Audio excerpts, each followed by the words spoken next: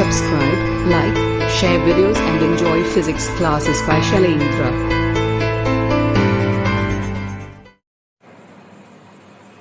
Hello students, कैसे हैं आप? स्वागत है आपका physics classes bye Shailendra sir Sikar में। बच्चों, आशा करता हूं आप टॉपिक्स को एंजॉय कर रहे हैं, टॉपिक्स आपको समझ में आ रहे हैं और कई बार एक बार देखने से नहीं समझ में आता है तो इसको रिपीट करके भी आप देख सकते हैं। कुछ कंफ्यूजन्स होते हैं जिसको अपन एक या दो बार रिपीट करके सुनते हैं तो वो कंफ्यूजन्स दूर भी हो जाते हैं। देखिए बच्चों, हम लास्ट वीडियो में मैंने कहा था कि जब हम विद्युत द्विध्रुव यानी इलेक्ट्रिक डायपोल विद्युत द्विध्रुव के कारण किसी बिंदु पर विद्युत विभव हमने ज्ञात किया था और मैंने कहा था इसको सेकंड मेथड से भी हम सॉल्व करेंगे। तो बच्चों, आज इससे हम एक सेकंड मेथड से सॉल्व कर रहे हैं और टॉपिक मैंने यहां लिखा है विद्युत द्विध्रुव के कारण विद्युत विभव ज्ञात करना। तो देखिएगा, electric potential due to electric dipole को सेकंड मेथड से कैसे सॉल्व किया जा सकता है। सबसे पहले हम इलेक्ट्रिक डायपोल बनाते हैं। मान लीजिए पॉइंट ए पर माइनस क्यू चार्ज है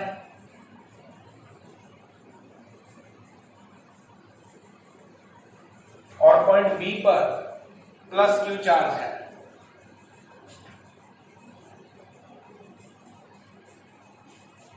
एक ऑब्जर्वेशन पॉइंट हमें लेना है। बच्चों, प्रेक्षण बिंदु हमने पी लिया है जो इसके मिड पॉइंट ए से आर डिस्टेंस पर है और इसकी कोणीय स्थिति थीटा है। तो बच्चों, यहां पर पोटेंशियल निकालने के लिए हम क्या देखेंगे कि बिंदु P पर अगर हमें विभव निकालना है तो माइनस क्यू के कारण भी विभव निकालना पड़ेगा और प्लस क्यू के कारण भी विभव निकालना पड़ेगा। तो पोटेंशियल दोनों ही चार्जेस के कारण बिंदु P पर हमें काउंट करना है। तो दोनों चार्जेस से पॉइंट P को हम मिला देते हैं। मान लीजिए बिंदु A से बिंदु P की डिस्टेंस है R1 तथा बिंदु B से बिंदु P की डिस्टेंस है R2। मिड पॉइंट O से दोनों चार्जेस A डिस्टेंस पर हैं क्योंकि टोटल डिस्टेंस को हम 2a से रिप्रेजेंट करते हैं। यहां इस कंस्ट्रक्शन को हम थोड़ा सा आगे बढ़ाना चाहते हैं। बच्चों, यहां हम OP पर बिंदु A व B से लंब डालना चाहते हैं, परपेंडिकुलर कंस्ट्रक्ट करना चाहते हैं। इसके लिए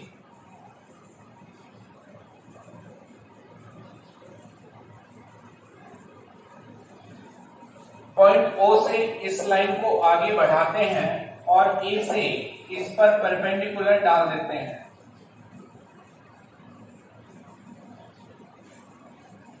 इस पॉइंट को हम C नाम दे देते हैं। इसी प्रकार बिंदु B से PO पर लंब डाल दिया जाता है और इस पॉइंट को हम D सिंबल दे देते हैं। तो देखिएगा बच्चों, डायग्राम आपके सामने है।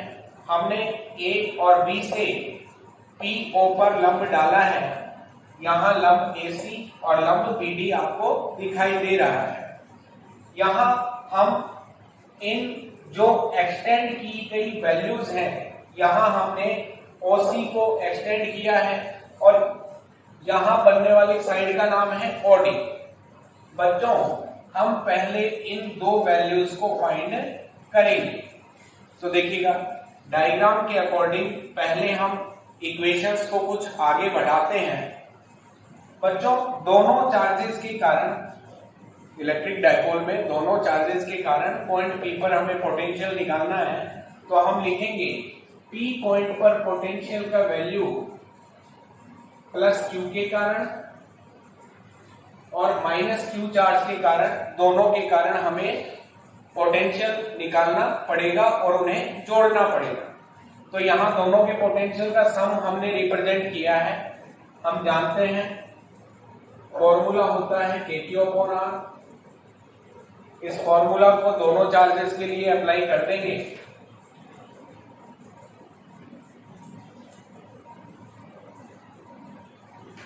प्लस Q की डिस्टेंस है R2 और माइनस Q की डिस्टेंस है R1।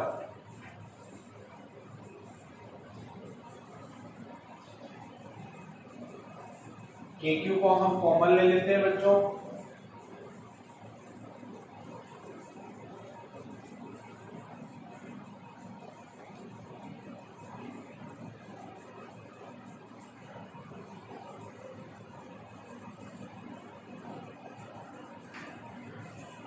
यहां हम देखते हैं पोटेंशियल आता है P पॉइंट पर potential VP equal to KQ R1 minus R2 upon R1 R2। जैसा कि मैंने कहा हमें R1 R2 निकालने के लिए इन अननोन जो साइड्स हैं इनका वैल्यू हमें फाइंड करना होगा। क्यों? इसका कारण अभी हम समझते हैं कि ऐसा करना क्यों जरूरी है। बच्चों यदि हम डायग्राम को देखें तो डायग्राम में R is very greater than to AO। R हमारी पॉइंट O से P की डिस्टेंस है और A मिडिल पॉइंट O से चार्ज की डिस्टेंस है। इस कंडीशन में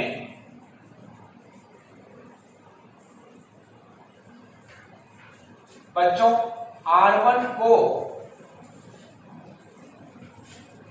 हम लिख सकते हैं R प्लस OC,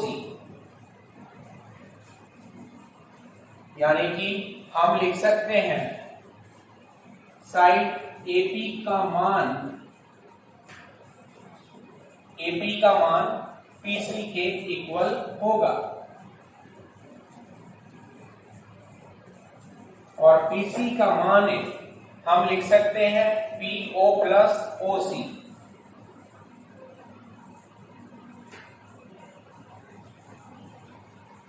तो बच्चों हम देख पा रहे हैं AP equal to PO plus OC, तो हम लिख सकते हैं R1 equal to R plus OC। तो यहां हमारी अननोन साइड है OC, जैसा कि मैंने कहा था। बच्चों इस अननोन साइड का वैल्यू हम इस ट्रायंगल में cos थीटा अप्लाई करके निकालते हैं। हम इस ट्रायंगल में cos थीटा अप्लाई करते हैं तो हम लिख सकते हैं OC अपॉन AO। OC की वैल्यू लिख सकते हैं AO cos थीटा और AO को हम लिख सकते हैं बच्चों स्मॉल a। तो हमारी OC की वैल्यू A cos थीटा रखी जा सकती है।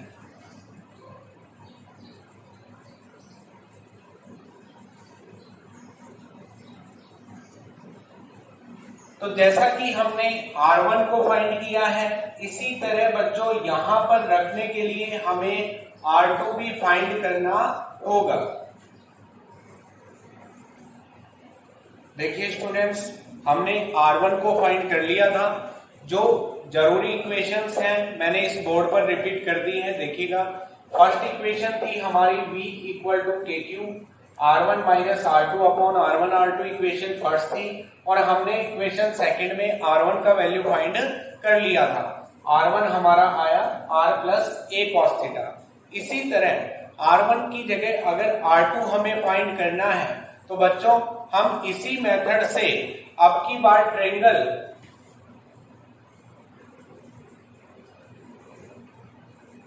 B और D लेंगे और इसमें भी cos थीटा अप्लाई करेंगे। तो cos थीटा को लिख सकते हैं OD अपॉन OB। इसलिए OD equal to OB cos theta, OD equal to OB को हम स्मॉल a लिख सकते हैं। इसकी वैल्यू हम डायग्राम में रखेंगे तो बच्चों जिस प्रकार R1 को लिखा था, अगर आप R2 को लिखना चाहते हैं तो आप देखेंगे चित्र से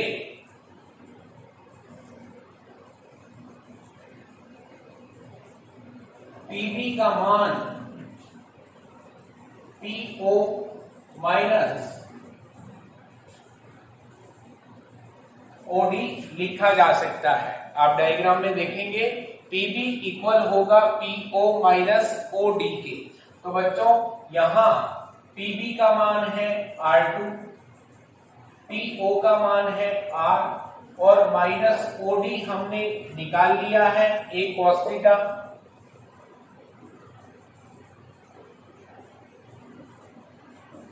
तो देखिएगा बच्चों, हम जानते हैं इक्वेशन फर्स्ट में हमें R1 और R2 रिक्वायर्ड थे, तो इन्हें निकालने के लिए हमने पहले R1 को फाइंड किया, फिर R2 को फाइंड किया। बच्चों अब हमारे पास वैल्यूज आ चुकी हैं R1 और R2 की। इन R1 में R2 की वैल्यू को उठा के आप इक्वेशन फर्स्ट में रख देंगे। तो देखते हैं V equal to KQ, R1 की वैल्यू यहां से लेंगे R plus A cos theta minus R2 की वैल्यू यहां से लेंगे R और माइनस के कारण ये पॉजिटिव आ जाएगा अपॉन R1 R2 को मल्टीप्लाई में ले लेंगे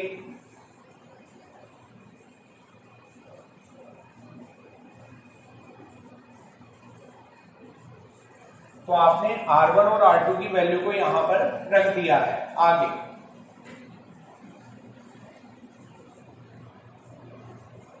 पॉजिटिव और नेगेटिव R कैंसिल हो जाएंगे। A cos थीटा को आप लिख सकते हैं 2A cos थीटा।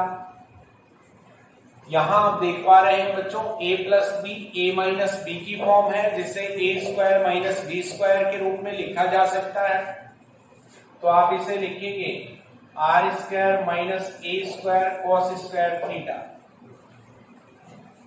हम यहां तक सॉल्व कर चुके हैं। हम एक लॉजिक कहीं जगह अप्लाई करते हैं डेरिवेशन में। और बच्चों ध्यान रखना, इलेक्ट्रिक डाइपोल की हर डेरिवेशन में लगभग ये लॉजिक आप यूज करते ही हैं। ये लॉजिक क्या है? हम कहते हैं कि ऑब्जर्वेशन पॉइंट की डिस्टेंस है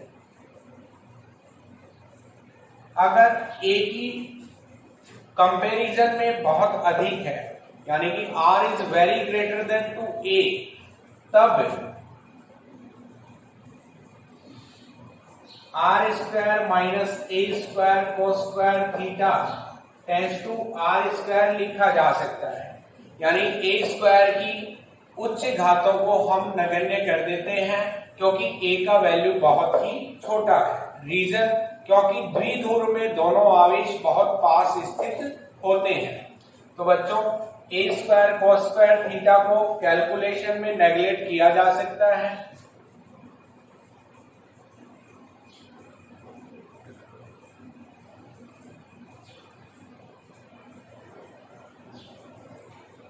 इसके बाद आप देखेंगे विद्युत द्विध्रुव आघूर्ण यानी इलेक्ट्रिक डाइपोल मोमेंट आपको दिखाई दे रहा है बच्चों P इक्वल टू 2AQ। ध्यान दीजिएगा 2AQ। बच्चों इसको हम लिख सकते हैं विद्युत द्विध्रुव आघूर्ण यानी इलेक्ट्रिक डाइपोल मोमेंट।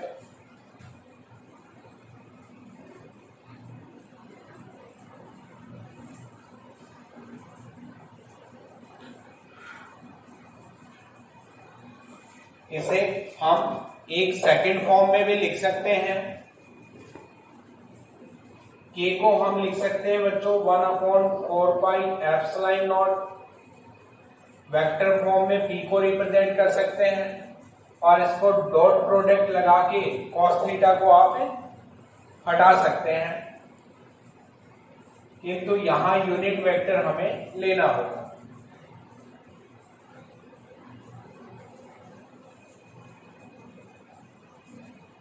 तो बच्चों हमने जो ऑब्जर्वेशन पॉइंट P लिया था जहां इलेक्ट्रिक डाइपोल के कारण, विद्युत द्विध्रुव के कारण हमें विद्युत विभव निकालना था। तो बच्चों हमारे पास आंसर आ चुका है। विद्युत द्विध्रुव के कारण पॉइंट P पर विद्युत विभव हमने निकाला, जो कि हमें मिला V = KP cos θ/r²।